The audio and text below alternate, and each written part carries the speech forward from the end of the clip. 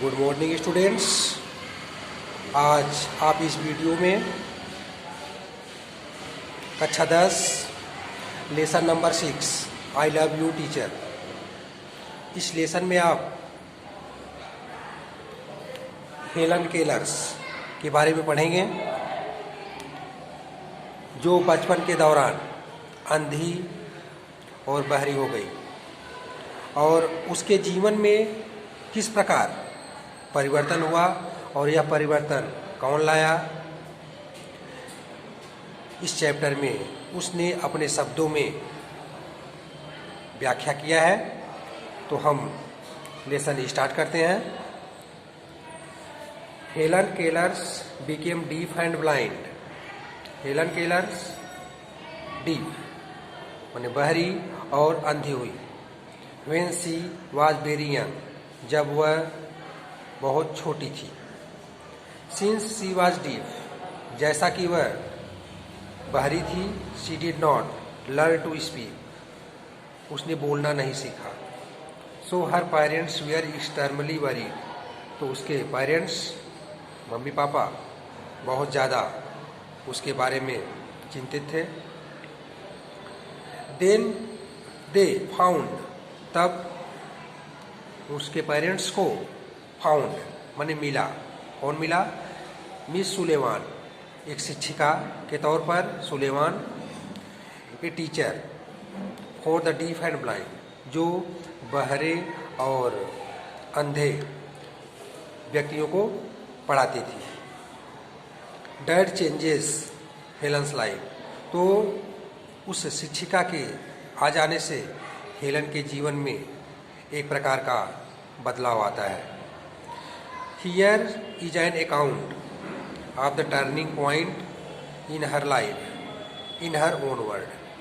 यहाँ पर उसने उसके जीवन में जो बदलाव आया, जो मोड़ आया, अपने शब्दों में उसने व्याख्या किया है।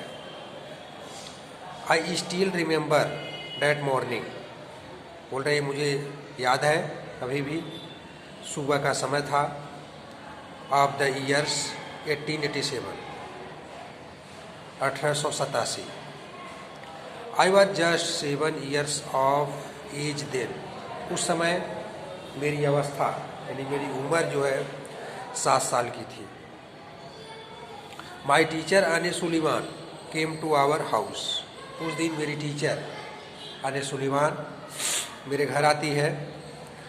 डैट डे, उस दिन। Next day she led me into her room and gave me a doll, अगले दिन वह मुझे अपने कमरे में ले गई और मुझे एक डॉल दिया, गुड़िया दिया खेलने के लिए। I played with its for a while, बोल रही है कि मैं उस गुड़िया के साथ कुछ पल तक खेला।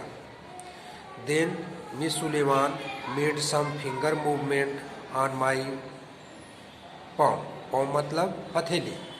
फिर अगले दिन उसी समय इसके बाद मिस सुलेमान ने कुछ मूवमेंट, हलन चलन किया अपनी अंगुली से मेरी हथेली पर। It was an exciting experiences, यह उसकी प्रतिक्रिया एक रोमांचक अनुभव देने वाला था। I got interested in that play, मुझे उस खेल में रुचि होने लगा। एंड स्टार्टेड इमिटेटिंग्स द मूवमेंट, और प्रतिक्रिया के जवाब में मैंने उसका कॉपी किया, नकल किया और मूवमेंट किया। सी मेड विथ हर फिंगर, जवाब में अंगुली से अपने। व्हेन आई फाइनली सक्सेस, अंततः जब मैं सफल हो गई इस मूवमेंट को करने में, इस गति को करने में, in doing that correctly, I was thrilled, मैं बहुत ज़्यादा खुश हुई। I did not know that I was spelling DOLL, मुझे नहीं मालूम था कि डॉल का स्पेलिंग DOLL होता है। तो सम डेज लेटर, कुछ दिन तक यही प्रतिक्रिया होती रही, यानी मेरी टीचर मेरे घर आती और हम लोग इस प्रकार का खेल प्रतिदिन खेलते। कुछ दिन इसी तरह बीतता गया। We were walking in our garden. एक दिन हम लोग अपने बगीचे में टहल रहे थे। Suddenly my teacher put my hand under the water tap. अचानक मेरी टीचर मेरे हाथ को उस पानी के नीचे, टैप के नीचे, नल के नीचे रखा। As the cool flow of water ran over one hand. जैसा कि ठंडा ठंडा पानी मेरे हाथ के ऊपर से होकर बहा।